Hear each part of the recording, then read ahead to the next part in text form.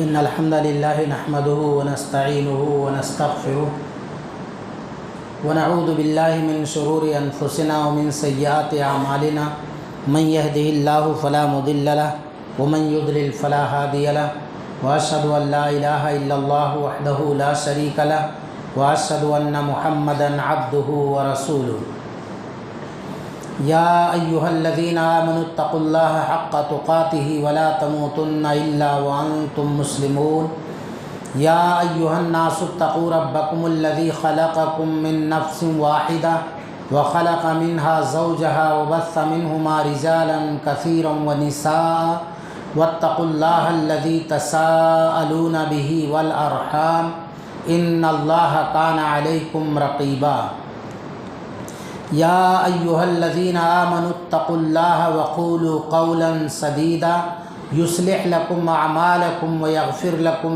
ذنوبكم ومن يطع الله ورسوله فقد فاز فوزا عظيما أما بعد فإن خير الحديث كتاب الله وخير الهدي هدي محمد صلى الله عليه وسلم وشر الأمور محدثاتها وكل محدثة بدعة وكل بدعة ضلالة وكل ضلالة في النار قال الله تعالى في القرآن المجيد وأقيموا الصلاة وآتوا الزكاة واركعوا مع الراكعين وعن أبي هريرة رضي الله تعالى عنه قال سمعت رسول الله صلى الله عليه وسلم يقول أرأيتم لو أن نهرا بباب أحدكم يغتسل منه كل يوم 5 مرات هل يبقى من درنه شيء قالوا لا يبقى من درنه شيء قال فذلك مثل الصلوات الخمس يمحو الله بهن الخطايا متفق علیہ۔ معزز سامعین کرام، بزرگوں، نوجوان ساتھیوں، اسلامی ماؤں اور بہنوں، عزیز بچوں، ہر طرح کی تعریف اللہ رب العالمین کی ہے۔ صلاۃ و سلام نازل ہوں جناب محمد الرسول اللہ صلی اللہ علیہ وسلم پر۔ آج کی مجلس میں جس عنوان سے گفتگو کرنی ہے وہ ہے نماز کی فضیلت اور اہمیت۔ نماز اسلام کا دوسرا رکن ہے۔ نماز 5 دنوں رات میں نماز 5 اوقات میں فرض قرار دی گئی ہے۔ اللہ تعالیٰ نے ارشاد فرمایا ان الصلاۃ کانت علی المؤمنین کتابا موقوتا، کہ بے شک نماز مومنوں پر ایک خاص وقت میں فرض قرار دی گئی ہے۔ تو یہ 5 وقت کی جو نمازیں ہیں یہ مخصوص اوقات میں فرض قرار دی گئی ہے۔ اور اللہ تعالیٰ نے ارشاد فرمایا نماز قائم کرو، زکوٰۃ ادا کرو اور نمازیوں کے ساتھ نماز ادا کرو۔ وارکعوا مع الراکعین، رکوع کرنے والوں کے ساتھ رکوع کرو، یعنی نماز پڑھنے والوں کے ساتھ نماز پڑھو۔ تو 5 وقت کی نمازیں فرض ہیں، خاص وقت میں فرض کی گئی ہیں، ان کا ایک خاص وقت مقرر کیا گیا ہے، ان میں ادا کی جانی چاہیے اور باجماعت ادا کرنی ہے۔ جب جی چاہے جہاں جی چاہے آدمی نماز ادا نہیں کر سکتا، بلکہ باجماعت ادا کرنی چاہیے۔ اپنے اپنے گھروں میں پڑھنے کے بجائے مسجد آنا چاہیے، جماعت کے ساتھ نماز ادا کرنی چاہیے۔ صحابہ کرام کے زمانے میں باجماعت نماز ادا کرنے کا ہی تصور تھا۔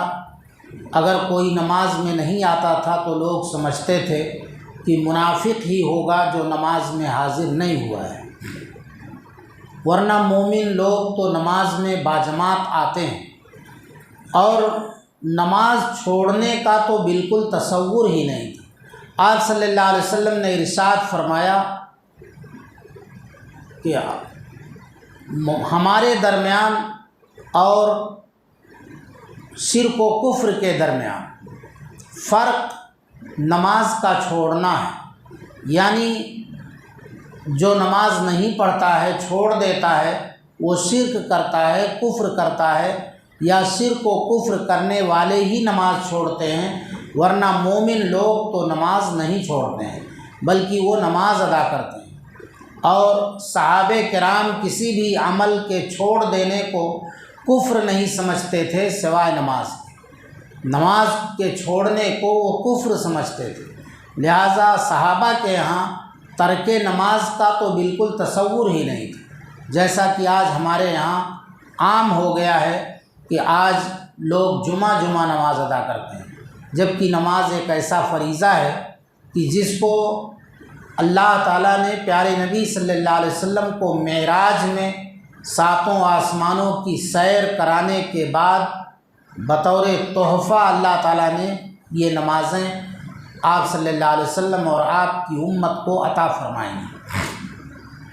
بہت سے دین کے احکام وحی الہی کے ذریعے امت پر فرض قرار دیے گئے، لیکن نماز کے لیے آپ کو معراج کرائی گئی اور معراج میں یہ نماز آپ اور آپ کی امت پر فرض قرار دی گئی۔ نماز ایک ایسی عبادت ہے جس کو ام العبادات کہا جاتا ہے، یعنی تمام عبادتوں کی اصل اور جڑ ہے۔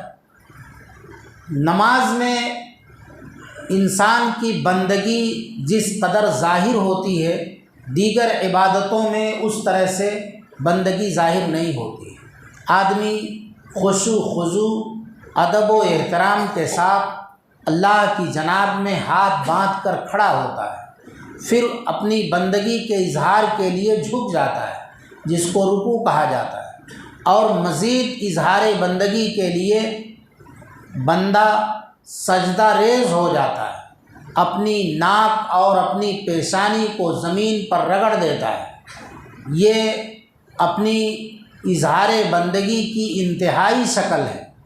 کوئی جھک جائے تو کہتے ہیں اپنے آپ کو، اپنی انا کو اور خود کو آدمی نے جھکا دیا، اور جب سجدہ ریز ہو جائے تو یہ آخری حد ہے کسی کے جھکنے کی، جو سجدے کی شکل سے ظاہر ہوتی ہے۔ تو انسان حالت نماز میں کھڑا بھی ہوتا ہے، جھکتا بھی ہے اور سجدہ ریز بھی ہوتا ہے، بلکہ اپنی پیشانی اور اپنی ناک دونوں کو زمین پر رکھ دیتا ہے۔ یہ ایک انسان کے اظہار بندگی کی انتہا ہے۔ اس سے اور آخری صورت ہے کہ آدمی لیٹ جائے، یہ بے ادبی ہے۔ لیٹنا اللہ کی عبادت کے وقت یہ بے ادبی ہے، تو بے ادبی نہیں کرتا بلکہ ادب و احترام کے ساتھ انسان اللہ کے سامنے اپنی پیشانی جھکا دیتا ہے۔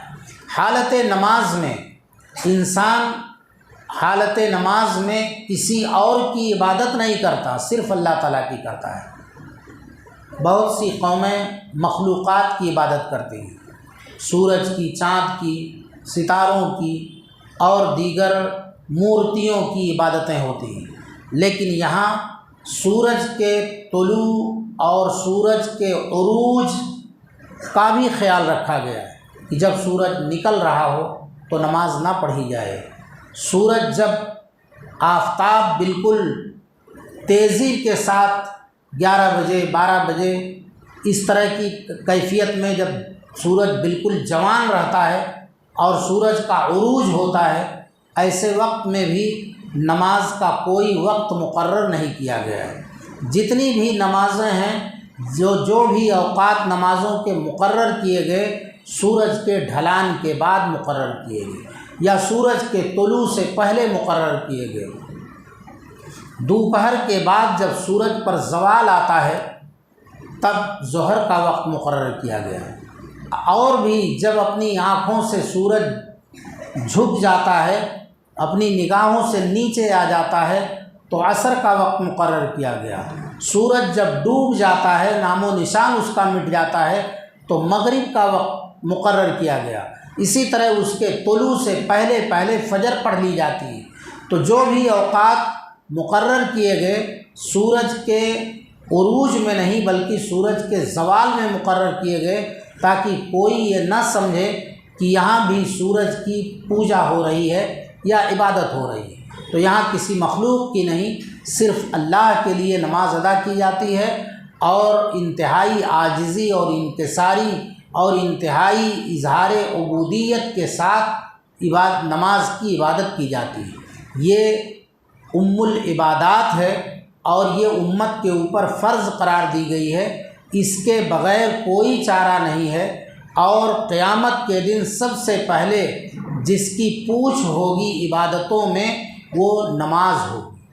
آپ صلی اللہ علیہ وسلم نے فرمایا کہ بندے سے سب سے پہلے قیامت کے دن نماز کے بارے میں پوچھا جائے گا۔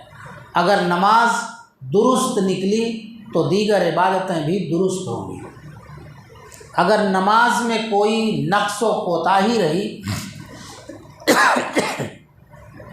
تو اللہ تعالیٰ فرشتوں سے کہے گا کہ میرے بندے کے پاس دیکھو کوئی نفل نماز ہے، نفل نماز کے ذریعے فرض کی کمی اور کوتاہی کو پورا کر دیا جائے۔ یہی حال دیگر عبادات کا بھی ہوگا۔ تو نماز کی اہمیت معلوم ہوتی ہے کہ یہ اتنی اہم ہے کہ سب سے پہلے قیامت کے دن اسی نماز کے بارے میں سوال ہوگا۔ اس کے باوجود اس نماز سے ہم غفلت برتتے ہیں، بالکل ایسا نہیں ہونا چاہیے۔ یہ فریضہ ہے، اس کی ادائیگی کے بغیر کوئی چارہ نہیں ہے۔ جوان، بوڑھے، مرد، عورت، بیمار تک پر نماز فرض کی گئی ہے۔ مسافر سے بھی نماز رخصت نہیں دی گئی اور وضع نہیں کی گئی، بلکہ صرف یہ رخصت ہے کہ مسافر 4 رکعت والی نماز 2 رکعت پڑھ لے، 2 رکعت معاف ہے۔ ایسا بھی نہیں کہ گھر آنے کے بعد واپس سفر سے واپسی کے بعد 2 رکعت پورا کرے، نہیں، بلکہ معافی ہے 2 رکعت کی۔ 4 رکعت والی نماز صرف 2 رکعت پڑھے، لیکن یہ ایک دم سے معافی نماز کی نہیں ہے کہ نماز معاف کر دی جائے۔ تو نماز کی اس سے اہمیت معلوم ہوتی ہے۔ نماز ہمارے گناہوں کا کفارہ ہے، اس سے گناہ مٹتے ہیں۔ حضرت ابو ہریرہ رضی اللہ تعالیٰ عنہ بیان فرماتے ہیں کہ میں نے رسول اللہ صلی اللہ علیہ وسلم سے سنا، آپ فرما رہے تھے کہ تمہارا کیا خیال ہے اگر تم میں سے کسی کے دروازے پر کوئی نہر بہتی ہو اور وہ اس نہر سے دن میں 5 مرتبہ غسل کرتا ہو تو کیا اس کے جسم پر کچھ میل کچیل باقی رہے گا؟ صحابہ نے کہا کچھ نہیں باقی رہے گا۔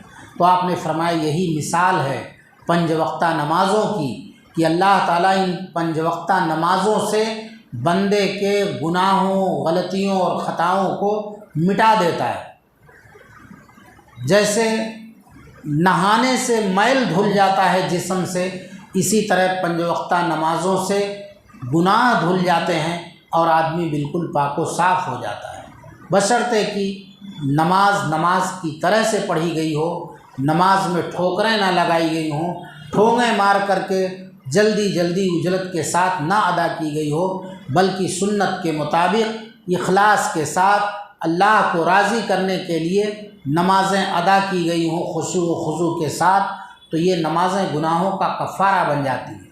اور بڑے گناہ نہ کیے گئے ہوں، چھوٹے چھوٹے گناہ وضو سے، نماز سے، بلکہ مسجد تک آنے سے بھی مٹا دیے جاتے ہیں۔ آپ صلی اللہ علیہ وسلم نے ارشاد فرمایا، حضرت عبداللہ ابن مسعود رضی اللہ تعالیٰ عنہ بیان فرماتے ہیں کہ ایک شخص نے کسی عورت کو بوسہ دے دیا تھا، تو وہ نبی صلی اللہ علیہ وسلم کے پاس آیا اور اس نے اپنا واقعہ بیان کیا، یا رسول اللہ اس طرح کا معاملہ ہو گیا ہے۔ تو اللہ تعالیٰ نے قرآن مجید میں یہ آیت نازل فرمائی، وَأَقِمِ الصَّلَاةَ طَرَفَيِ النَّهَارِ وَزُلَفًا مِّنَ اللَّيْلِ إِنَّ الْحَسَنَاتِ يُذْهِبْنَ السَّيِّئَاتِ، کہ دن کے دونوں کناروں میں نماز قائم کرو، رات کے کچھ حصے میں نماز ادا کرو، بے شک نیکیاں گناہوں کو مٹا دیتی۔ اس نے کہا علی یا ھذا، یا رسول اللہ کیا یہ صرف میرے لیے ہے؟ میں نے آپ سے مسئلہ دریافت کیا اور میرے مسئلہ پوچھنے پر یہ آیت نازل ہوئی، تو کیا یہ صرف میرے لیے یہ حکم ہے کہ نیکیاں گناہوں کو مٹا دیتی ہیں؟ تو آپ نے فرمایا لے جمیع امتی کلہم، میری پوری امت کے لیے یہی مسئلہ ہے۔ تو نمازیں یہ گناہوں کو مٹا دیتی ہیں، گناہوں کا کفارہ ہیں۔ یہ گناہ صغیرہ گناہ ہے، چھوٹا گناہ ہے، ایسے چھوٹے چھوٹے گناہوں کو یہ نمازیں مٹا دیتی ہیں۔ اسی طرح آپ صلی اللہ علیہ وسلم نے فرمایا الا ادلکم علی ما یمحو اللہ بہ الخطایا ویرفع بہ الدرجات، کیا میں تمہیں یہ نہ بتا دوں کہ اللہ تعالیٰ جن چیزوں کے ذریعے گناہوں کو مٹا دیتا ہے اور درجات بلند کر دیتا ہے؟ قالوا بلا یا رسول اللہ، صحابہ نے کہا ہاں یا رسول اللہ، ضرور آپ ہمیں ہماری رہنمائی فرمائیں۔ تو آپ نے فرمایا اسباغ الوضوء علی المکاری وکثرۃ الخطی الی المساجد وانتظار الصلاۃ بعد الصلاۃ فذالکم الرباط فذالکم الرباط۔ ناگواری کے باوجود کامل وضو کرنا، مسجدوں کی طرف کثرت سے قدم اٹھا کر آنا، یعنی دور دراز سے مسجد آ کر نماز ادا کرنا، اور ایک نماز کے بعد دوسری نماز کا انتظار کرنا، یہی پہرے داری ہے سرحد کے اوپر، پہرے داری ہے، یہی سرحد کے اوپر پہرے داری ہے۔ جس طرح پہرے دار سرحد پر رہ کر سرحد ملک کی حفاظت کرتے ہیں، ایسے پہرے داروں کی بڑی فضیلت ہے۔ اگر پہرے داری کرتے وقت وہ مار دیے گئے تو وہ جنت میں چلے جائیں گے، وہ جنت میں چلے جائیں گے۔ تو پہرے دار ملک کی حفاظت کرتے ہیں۔ اسی طرح یہ اعمال ایسے عمل ہیں کہ ان سے انسان کے نفس کا تزکیہ ہوتا ہے، شیطان سے انسان اپنے آپ کو بچاتا ہے۔ یہ اعمال انسان کے لیے شیطان سے پہرے داری کرتے ہیں کہ کامل وضو کرو، مساجد کو کثرت سے آؤ اور آباد کرو، اور ایک نماز کے بعد دوسری نماز کا انتظار کرو۔ اس سے گناہ مٹتے ہیں، اس سے جنت ملتی ہے، اس سے انسان کی شیطان سے حفاظت ہوتی ہے۔ اسی طرح آپ صلی اللہ علیہ وسلم نے فرمایا کہ بندہ جب تک نماز کا انتظار کرتا ہے وہ حالت نماز میں ہوتا ہے، یعنی نماز ادا کرنے کا ثواب ملتا ہے۔ جب تک بندہ نماز ادا کرنے کے بعد اپنی نماز گاہ میں، اپنے جائے نماز پر جس جگہ اس نے نماز ادا کی ہے وہاں بیٹھا رہتا ہے، تب تک فرشتے اس کے لیے دعا کرتے رہتے ہیں، اس کی مغفرت اور اس پر رحمت کی اللہ تعالیٰ سے دعا مانگتے ہیں۔ تو نماز سے پہلے بھی وہ حالت نماز میں ہے، نماز کے بعد بھی اگر وہ اپنی جائے نماز پر بیٹھا ہے تو بھی وہ فرشتوں کی دعا پاتا رہتا ہے۔ نماز کے لیے انسان مسجد آتا ہے تو ایک قدم پر گناہ مٹائے جاتے ہیں، دوسرے قدم پر نیکیاں لکھی جاتی ہیں، اور آدمی جب گھر سے وضو کر کے نماز کے لیے چلتا ہے تو یہ سلسلہ جاری ہو جاتا ہے، اور نماز کے انتظار میں جب تک بیٹھتا ہے گویا وہ حالت نماز میں ہوتا ہے۔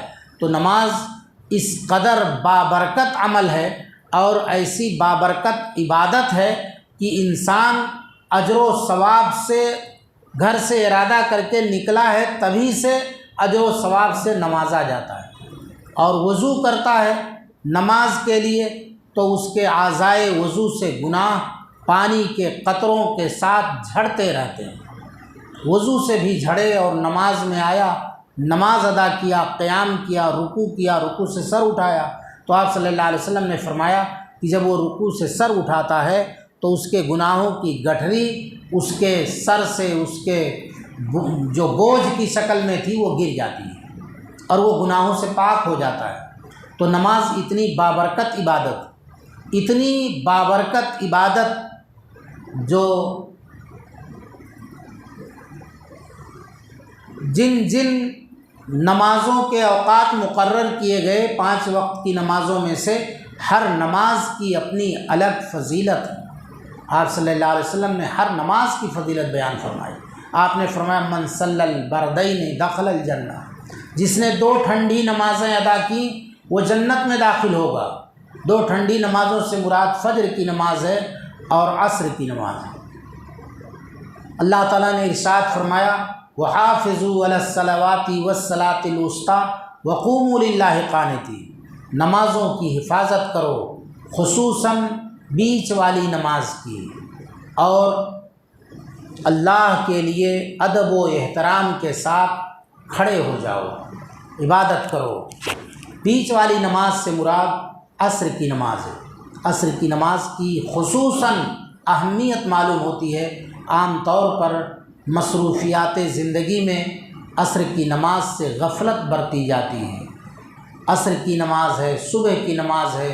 آپ نے فرمایا صبح کی نماز یہ منافقوں کے لیے بڑی دشوار نماز ہے۔ عشاء کی نماز منافقوں پر بہت گراں گزرتی ہے۔ اس زمانے میں مسجدوں میں روشنی کا انتظام نہیں ہوتا تھا، اندھیرے میں نمازیں ادا کی جاتی ہیں، کون آتا ہے کون نہیں آتا ہے معلوم ہی نہیں ہوتا تھا۔ تو آپ نے فرمایا اس اندھیرے سے منافق فائدہ اٹھا لیتے ہیں، ان کے اوپر یہ عشاء اور فجر کی نماز بہت شاق گزرتی ہے۔ اور یہاں تک فرمایا کہ اگر یہ جان لیں کہ عشاء کی نماز میں حاضری سے کتنا اجر و ثواب ملتا ہے تو یہ اپنے سرینوں کے بل زمین پر رگڑتے ہوئے جیسے بچے چلتے ہیں اس طرح بھی چل کر آنا رہے تو بھی یہ ضرور حاضر ہوں گے۔ اسی طرح آپ نے فرمایا کہ اگر یہ اس کا اجر و ثواب جان لیں تو یہ اگر باری مقرر کرنی پڑے تو باری مقرر کریں گے اور مقرر کر کے ضرور حاضری دیں گے، یعنی اگر یہ نوبت آئے تو بھی لوگ آئیں گے، نماز کے اندر حاضر ہوں گے۔ اور آپ صلی اللہ علیہ وسلم نے فرمایا کہ فرشتے رات میں دن میں باری باری تمہارے درمیان آتے رہتے ہیں، اور عصر اور فجر کی نماز میں یہ فرشتے جمع ہو جاتے ہیں، جو باری باری آتے ہیں یہ اکٹھا ہو جاتے ہیں، اور جو فرشتے رات گزار کر اللہ تعالیٰ کے ہاں جاتے ہیں چڑھتے ہیں، اللہ تعالیٰ جاننے کے باوجود ان سے پوچھتا ہے کیف ترکتم عبادی، تم نے میرے بندوں کو کس حال میں چھوڑا ہے؟ جب تم آئے تھے تو ہمارے بندے کس حال میں تھے؟ تو کہتے ہیں کہ ترکناہم وہم یصلون و اتیناہم وہم یصلون، کہ جب ہم ان کے پاس گئے تھے تو بھی وہ نماز کی حالت میں تھے، اور جب ہم ان کے پاس سے آئے ان کو چھوڑ کر تو بھی وہ نماز میں تھے۔ رات گزار کر جانے والے فرشتے عصر میں آتے ہیں، عصر میں آئے تو نماز پڑھ رہے تھے۔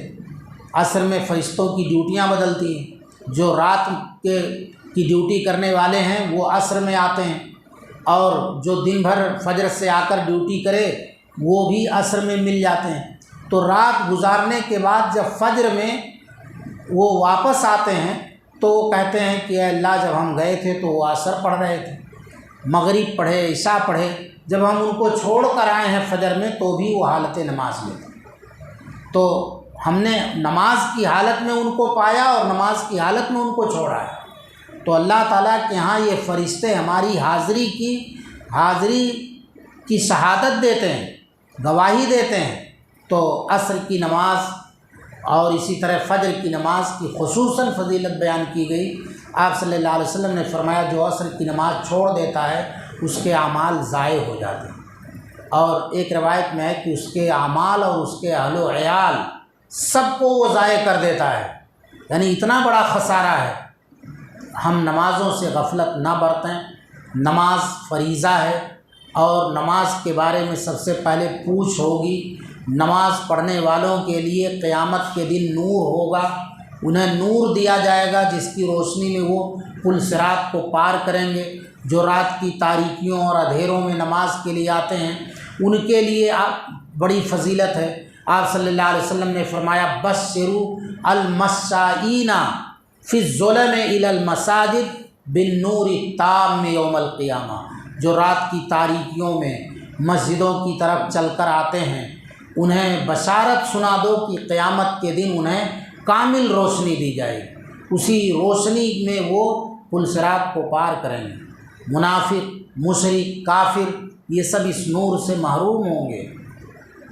قرآن میں اللہ تعالیٰ نے بیان فرمایا کہ مومن جب اپنے نور کی روشنی میں چلیں گے تو پیچھے پیچھے منافق لوگ بھی آئیں گے اور کہیں گے کہ ہمیں بھی رک جاؤ تھوڑی دیر، ہم تم سے روشنی لے لیں۔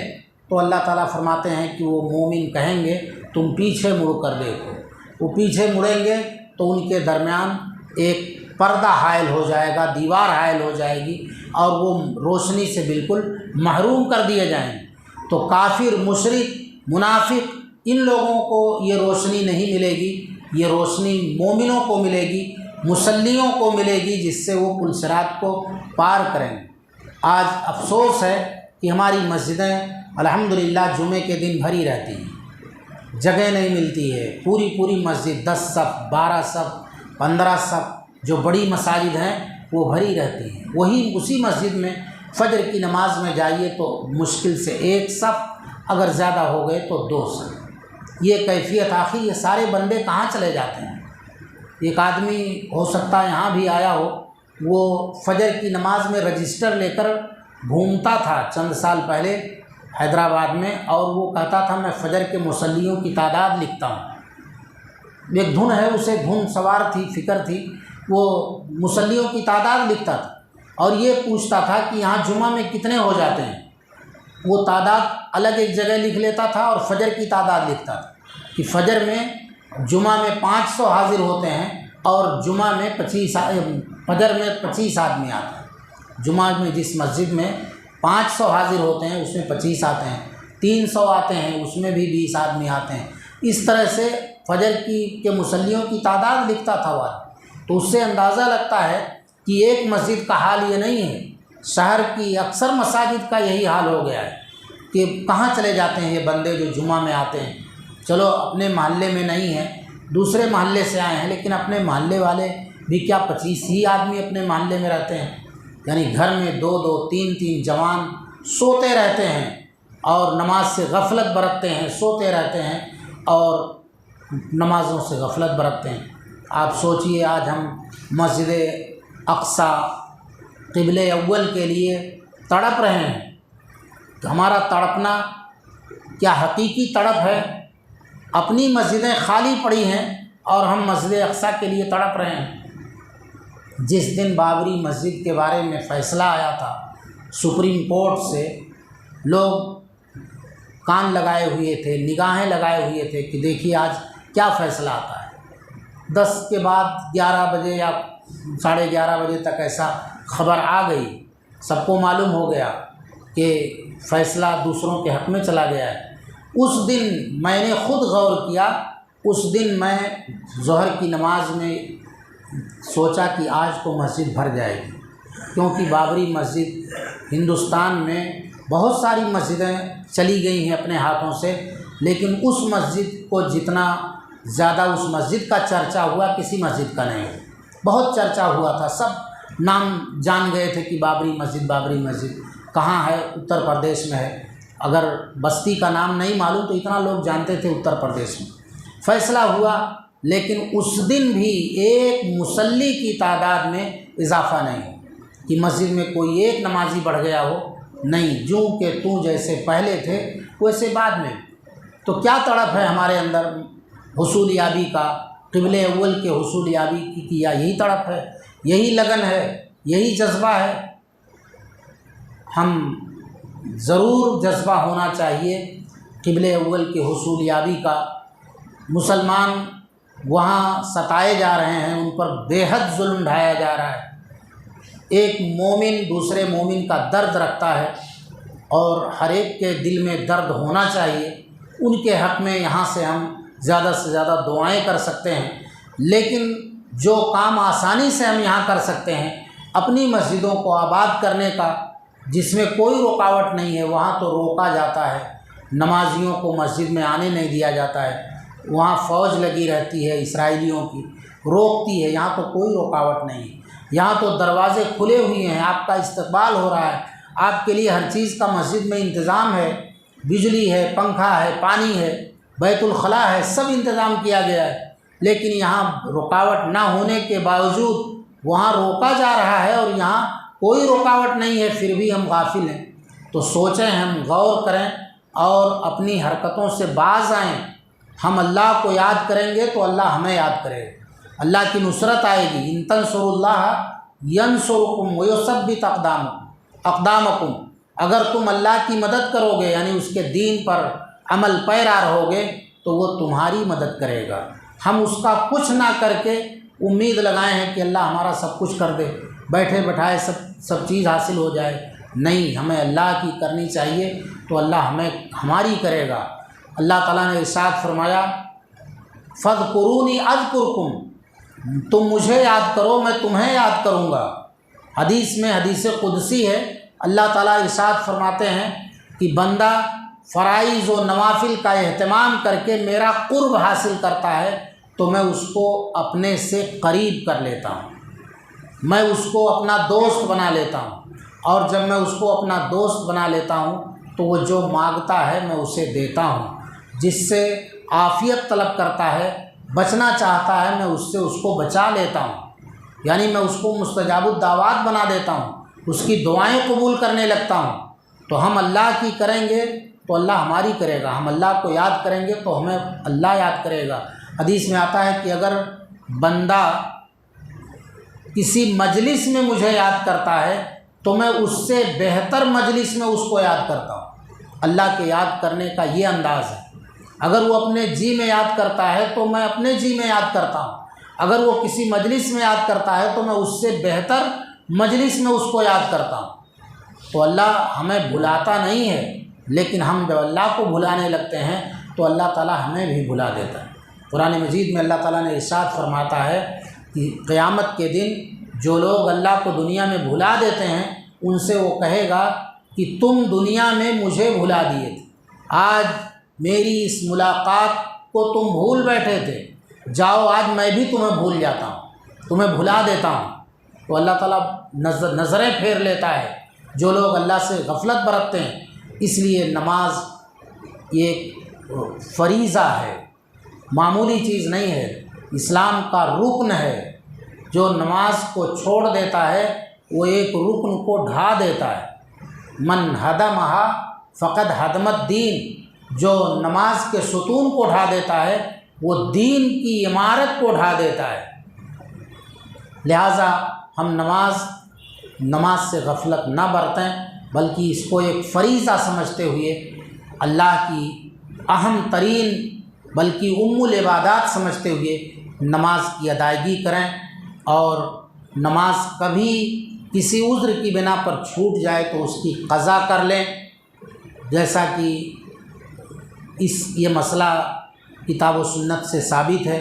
آپ صلی اللہ علیہ وسلم نے چھوٹی ہوئی نماز کی قضا کی ہے، تعلیم دی ہے، لہٰذا ہم نماز کو ایک دم نہ چھوڑیں، کبھی کسی عذر سے چھوٹ جائے تو قضا کر لیں، نماز کی پابندی کریں، نماز کا اہتمام کریں۔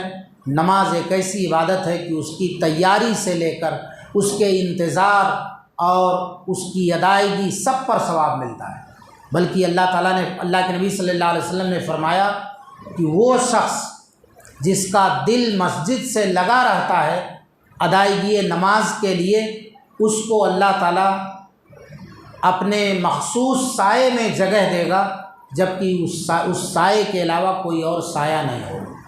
قیامت کے دن جب سب لوگ تپش میں، حرارت میں تڑپ رہے ہوں گے، پسینوں میں لوگ ڈوبے ہوئے ہوں گے، اس دن اللہ تعالیٰ ایسے بندے کو اپنے مخصوص سائے میں جگہ دے گا جس کا دل مسجد سے لگا رہتا ہے، یعنی ایک نماز کے بعد دوسری نماز کا انتظار کرتا رہتا ہے۔ اللہ تعالیٰ سے دعا ہے رب العالمین ہم سب کو دین کے تمام ارکان پر عمل کی توفیق عطا فرمائیں، خصوصاً نماز جیسی عبادت فرائض کے ساتھ نوافل کا بھی اہتمام کرنے کی توفیق عطا فرمائیں۔ ہمارے بڑے بوڑھے جوان مرد عورت سب کی اللہ تعالیٰ پورے عالم اسلام میں، غیر عالم اسلام میں جہاں کہیں بھی مسلمان رہتے ہیں، اللہ تعالیٰ ان کی عزت، آبرو، جان، مال سب کی اللہ تعالیٰ حفاظت فرمائیں۔ خصوصاً فلسطین کے مسلمانوں کی اللہ تعالیٰ نصرت و مدد فرمائیں۔ جس طرح کے بھی ان پر مظالم توڑے جاتے ہیں اللہ تعالیٰ ان سب سے ان کی حفاظت فرمائیں، اور یہودیوں پر اللہ تعالیٰ ان کو غلبہ عطا فرمائیں۔ آمین وآخر دعوانا الحمدللہ۔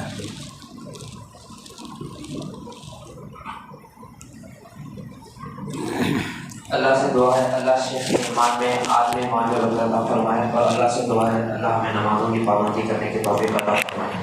اسی کے ساتھ مجلس اختتام پر پہنچتی ہے۔ سبحانک اللہم و بحمدک، اشہد ان لا الہ الا انت، استغفرک و اتوب الیک۔